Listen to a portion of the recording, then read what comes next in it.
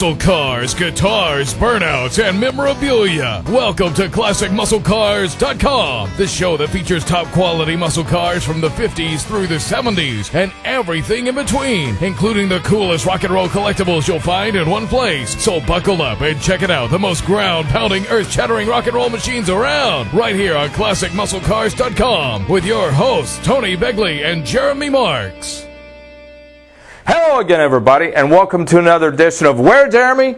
ClassicMuscleCars.com TV. ClassicMuscleCars.com TV. And you know what, folks? We got a great show lined up for you tonight. Guess where we're at? Where are we at, Jeremy? This is Performance Restorations in Mundelein. In Mundelein, Illinois. I don't even remember getting out of bed this morning, and I wind up this early over at Performance Restorations in Mundelein. And I got my good friend here, Brent Jarvis, that we're going to be talking to a little bit later. And we have a lot of things to talk about on this show. So sit down, grab a pop, get some popcorn, and we're going to have a good time tonight. Now, I want to talk to you about Rate This Burnout that's coming up. We have a 1970 LS5 Phantom Blue Chevelle convertible, top down, doing an awesome burnout, right, Jeremy? It was phenomenal. For the last 2 weeks, the current winner is the 70 SST, one of one 383 stroker motor yellow 70 Chevelle that's had over 21,000 votes.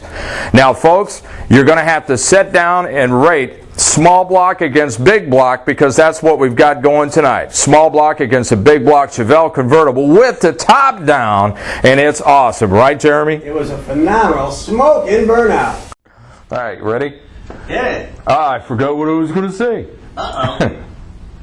Folks, we're standing next to a good friend of mine, Brent Jarvis from Performance Restorations in Mundelein. Now, Brent, you're the owner of this company, and you started it how long ago? It's been a while, hasn't it? 18 years. 18 years. And in 18 years, I'm standing next to a car that you've had for quite a bit of time out of that 18 years, I would say, right? I bought this car in 1979. There we go. Now, this is a 1959 Corvette. You got it. It was a little bit stock. A lot more than it is now, right? Pretty much. Had a 327 in it, 4-speed, regular cruise around car.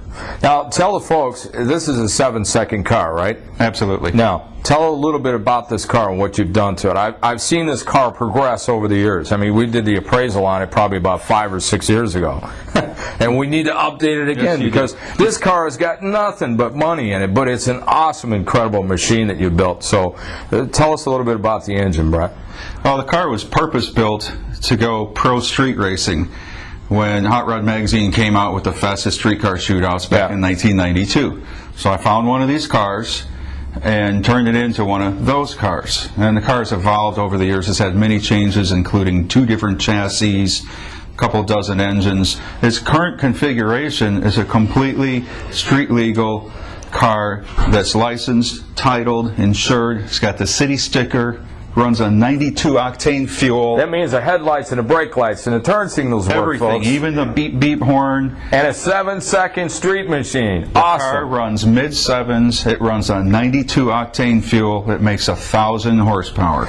Brent, now, one of the things that you've always done with this car, it's always been purple. Why is that? What do you like about purple, man? It's like your company colors, right? What's with the purple? I love purple. When I was a kid, growing up, there was a man down the street from me. I was 13 years old. He had a plum crazy 58 Corvette, and I loved that car. It was a hot rod, had 327 in it with noisy mufflers, and I loved that car. It had torque thrust mags on it. I said, someday I'm going to have one of those. I want to build one. Well, this is my version of that car. Of that man's car. Awesome. Well, it's a hell of a version, Brent. It looks absolutely awesome. Now, just tell the folks a little bit about the engine. This is all polished out, is it not? The whole block, this is aluminum. Absolutely. It's based on a Donovan block, what they call a Donovan 500 block. It's 655 cubic inches. The block, the heads, the intake, everything on it is all polished. I've had everything done in aluminum. The intake is fabricated. The heads are typical pro stock heads. Splayed port design, 2.350 valves. This engine now runs a 780 roller cam, which is actually a street cam. Yeah. And its full race days, I had cams as big as a 910 lift in this car, and compression as high as 17.2 to 1. Wow, I remember. It now is 11 to 1 and runs on unleaded pump gas. They use a dry sump oiling system. You can see the size of the radiator. Yeah. That's what you need to keep this bad boy cool. And it actually does stay cool. You can idle in rush hour traffic in 100-degree weather. It runs 180 degrees all the time. Now, you did a lot of this work yourself on this car during the course of its evolution into what it is today, because I remember seeing it at all these different stages. And now, suspension-wise in the chassis, talk a little bit about what you've done there, Brent. This car now sits on a Pro Mod style chassis. It's a Dash 25 certified chassis, which means it's legal in NHRA to run 650. It's all made out of chrome moly steel. It uses a strut type front suspension, 4-link rear, rack and pinion steering. Everything on the car is lightweight, chrome moly, titanium, or aluminum. The car only weighs 2,250 pounds without me in it. Incredible. Light car. That's awesome. Now, paint that's on here, base coat, clear coat, obviously, and I can see the flames that are in here, and Jeremy's going to show that a little bit, but I mean, if I just go to feel, I can't even feel it. I mean, it's just, it's got so much clear on it. It's an incredible paint work that you've done on it. Well, there's a story about the flames. The paint, first of all, this is the second paint job on the car. This is typical of what we do here. Is PPG paint. Everything is base coat, clear coat. Everything is wet sanded and buffed, glassy smooth. If you have graphics like this car, you don't want to feel that on a nice car. Right. So a lot of time is spent on that. Several years ago, this car got a little loose on the track. We had a little incident, and it tore the front end off of the car. I remember that. There was actually a rumor going around that Brent had died.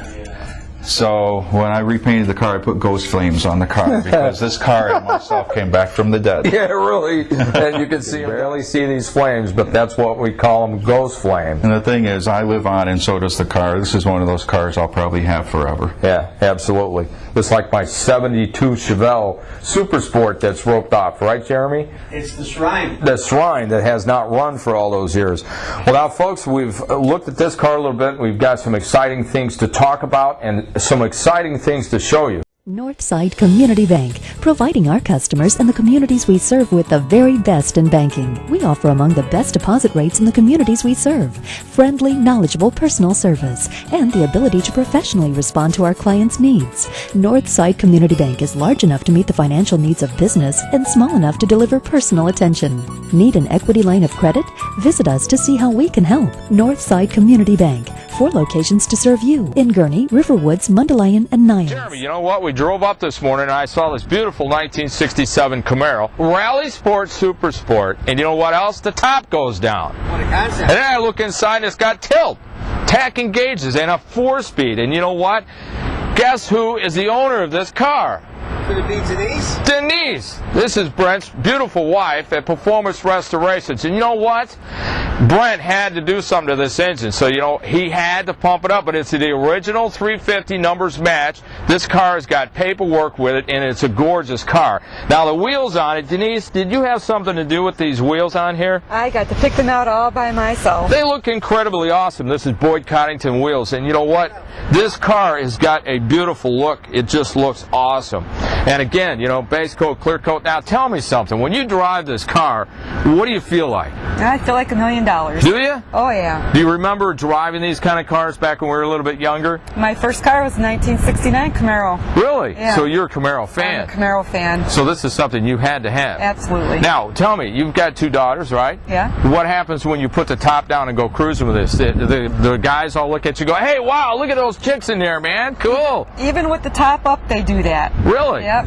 They Yep. do? Yep. So do they stop and talk to you about the car or what? Yeah, and we get lots of thumbs up on the road, too. It's, Yeah. very much fun. Do they ask you some of the technical questions about it? It's like, hey, how did you get this, and how did you build it, and this, that, or the other, or what do you tell them? The most technical question they ask me is this car yours? Yeah, what do you tell them? I say my husband has his own toys. Yes, this is mine. Cool. Well, Denise, looking at this car, now who takes care of it? Do you wax this car, or does Brent show you how, and then you do that? I know you're good at doing all that stuff yourself. I clean it up for the shows and everything, yes. So that's my job. when you go to the show, that's your job. That's my Do job. the kids help out too? No. They don't. No. So it's strictly yours. Yep. So when you go to a show, you stay out there all day and No. or you just I clean it, one time. park it? That's all she wrote. I That's clean it. it once and then I'm done. Well, now, let me ask you this. Do you pop that clutch at about 2,000 or 3,000 RPM and get these tires to turn over a little bit? Now, be honest with me. Oh, chirp here and there. You're a little hot rodder. I know that. I've seen you tearing around in another car, 69 big block Camaro, which you just tore the tires off of it. Do you remember that? I do. Anyway, I want to thank you for being out here today, and thanks for having us over here. It was a great time, and we're going to go inside. We're going to look at some of the other stuff that you guys have got going on here at Performance Restorations in Mundelein.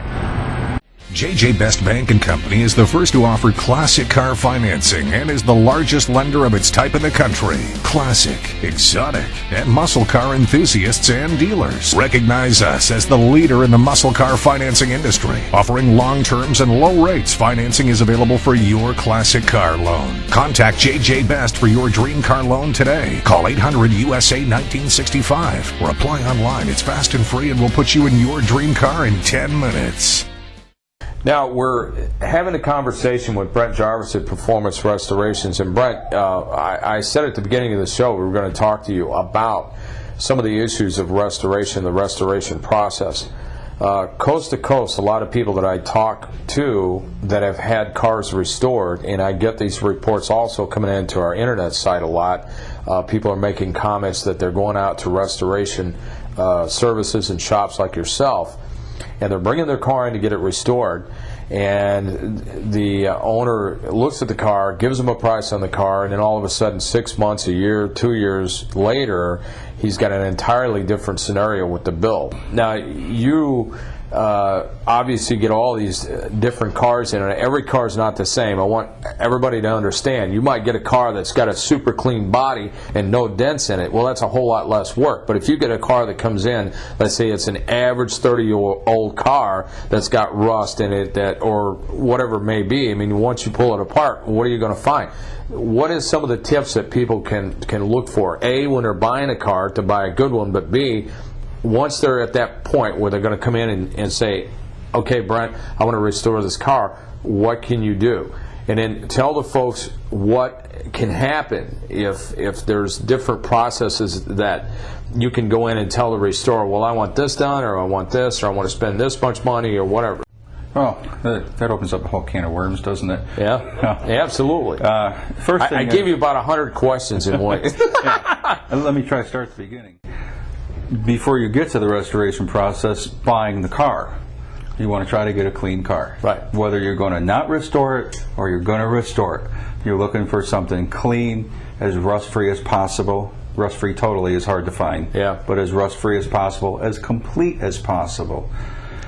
If you're not sure of what you're looking at, it's a good idea to deal with a broker who does this on a regular basis, or to have somebody look at the car for you and evaluate it and tell you what you've got. That's where a lot of people can get taken. It's a good idea to not buy a car sight unseen. You need to look at this car. Like over the internet, on internet auctions? For instance, I get those cars in here all the time. People buy cars, they bring them here or have them shipped here, and then tell me to look at it after they've already dumped 30, 40, 50 grand into the car, and that's when the bad news starts. Once you're into the car, a thorough evaluation, pulling carpeting out, sill plates, looking under the car on a lift to get an initial idea of what you might be in for cost-wise is a really good idea. And you can usually, no matter how good the people are who did it, you can usually tell what the car is all about to a point. Right. There's a lot of things you can't see that you're never going to see on these cars. It's just not going to happen. We don't have x-ray vision. Right, until you actually start to disassemble it. Exactly, until you have fenders and doors off, if you've got all the glass out, you've got the trim out, and everything is apart, there's things you're never going to see. So there is a gray area there that can't be resolved until it's looked. It's that simple. Until it's, disassembled and pulled apart. Right. Now, what a lot of people are running into, I can't speak for any shop in particular. It's true that people do bring cars to certain shops and things change, maybe wrongfully so. But the biggest problem is communication, always, between the owner of the car, the person he bought it from, and the person who may be doing the work on the car. There's got to be communication, and it's got to be an honest communication between all of these parties. Otherwise, you're going to have some issues. And most of the shops out there that are working on cars use 3 different methods of pricing out the jobs. The most popular is time and material. And the obvious reasons for that are because we can't really tell. We really don't know. Right, until you pull it apart. No. There's 3 things that determine the price of a car. What the car needs, the owner, and what he wants. The owner can change things when you go along too. Adding options onto the car, changing what the car was. Maybe the person wants to add power steering, add power brakes, which is common. This happens all the time because most of the old cars don't have those things on them. Right. Time and materials, you can actually quote some parameters. In this shop at least, a strip and repaint starts at around $15K and goes up from there. But you're not including body work, you're not including parts, you're not including, again, the type of paint that you're using. You know, obviously, an Impala station wagon is going to take more time to paint than a Camaro. Right. A lot more time. There's a lot more material. There's a lot more area to sand and to buff. So these things all come into play. But a good shop, somebody who's been doing it for a while, can look at your car, even though it's time and materials, and say, you're going to be at about 20 grand for the body and paint. If you're going to do the engine, you're going to be in this area on the engine and this area on the interior, and give you some ballparks. Right. But it's still going to come down to getting the car apart, getting into it, and seeing what you really need to do. If you're going into a deal where it's a concourse restoration like the GTO that you looked at, throw away estimates, throw away the checkbook, throw away time, and forget about it. It's going to take time, and it's going to cost a lot of money. That's just the bottom line. Right. You can't go into something like that not expecting that. Right. And we're also talking about pulling the car off of the frame. Right. There are a lot of people don't understand frame up and frame off, body off restorations. I mean, frame up restorations you're doing from the bottom of the car up. Frame off, you're taking and separating the frame from the car, and you're going to completely redo that frame to make it like factory brand new. Well, all the suspension and everything else. Everything. Build it back up. It's not just the frame. It's every component of that car. Every nut and bolt and washer and clip and fastener and hose and cable and grommet that is on that car. Yep. That was built on an assembly line 40 years ago. Has got to be individually reconditioned, rebuilt, recalibrated, repainted, replated, and reassembled. Right. And it's got to work when it's done. Now, too. also, Brent, we're talking about this. Another point here too that a lot of people don't even think about when you're talking about cost. You can either do a body off and do it a way to make the car look nice, or you can go back and get all the correct original nuts and bolts and washers, which are going to cost more money ultimately.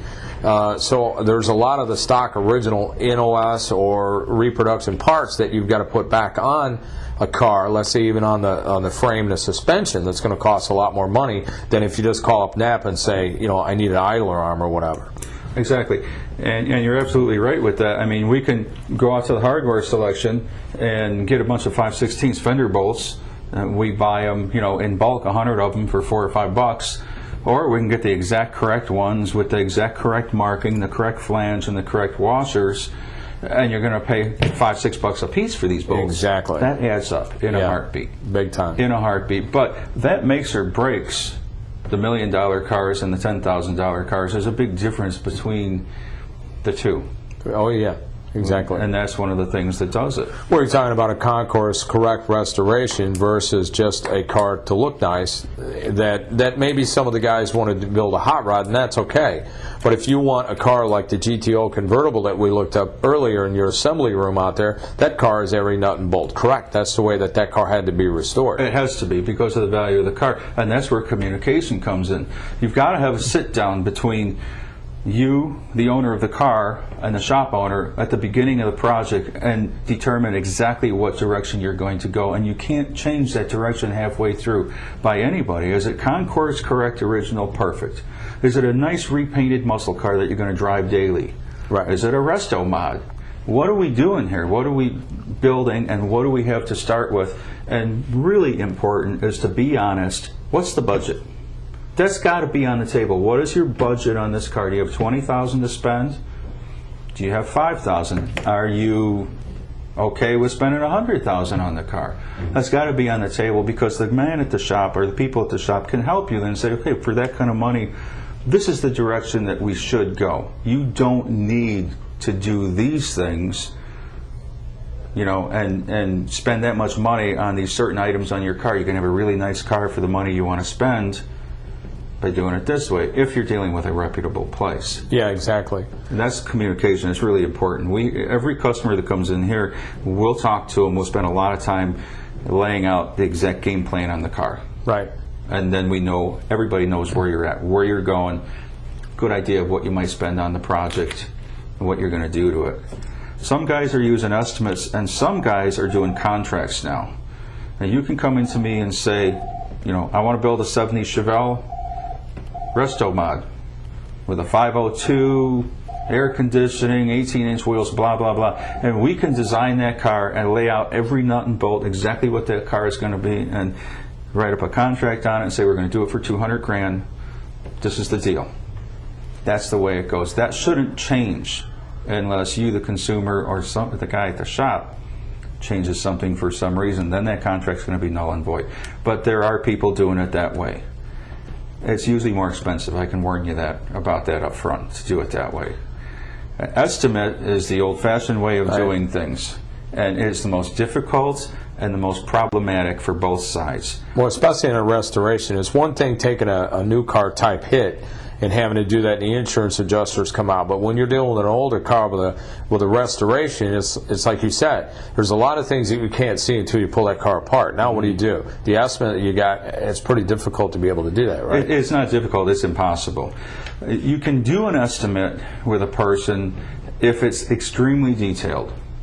We're going to strip and repaint your car. We're going to disassemble the car, remove the doors, fenders, hood, bumpers, and be detailed to every nut and bolt. Anything above and beyond is going to be extra, and that price is going to change. You can't fool yourself. There is nobody in any shop that's going to do $10,000 worth of body work for free on a $10,000 paint job when it's not included in the price. Right. So communication, again, is the key. You've got to understand what the person is selling you for the price you're discussing at the table. What is included and what is not. Some people can be misleading. So again, reputation, dealing with a reputable person is important. Yes, exactly. At our end, there's no way we can do that. I mean, really, with the cars that we're dealing with, some of the bigger jobs, it's almost impossible. I can just give rough parameters on pricing. Yeah, because again, we're going to go out in the shop, and there's a car out there that we have. It's a great example of what you're talking about here, and we're going to be talking to the folks about that, because this was a car that you went to align the fenders and the door, and you pulled it apart, and all of a sudden we got this huge issue that you showed me, which I tell you, in all the years that I've been around this business, I haven't seen something covered up like that. I mean, it was unbelievable. So it's going to be really interesting when we get to that point, and we can talk about that a little bit. But now, getting back to the restoration and the cost, Brent, just to get an idea. Now, I'm going to say, let's take an average car that may have some dents in it, and may have a little rust that you're going to have to metal patch. You may have to replace the quarter panels, inner, outer wheel houses, maybe a fender, or patch a fender, you know, because all the cars have rust.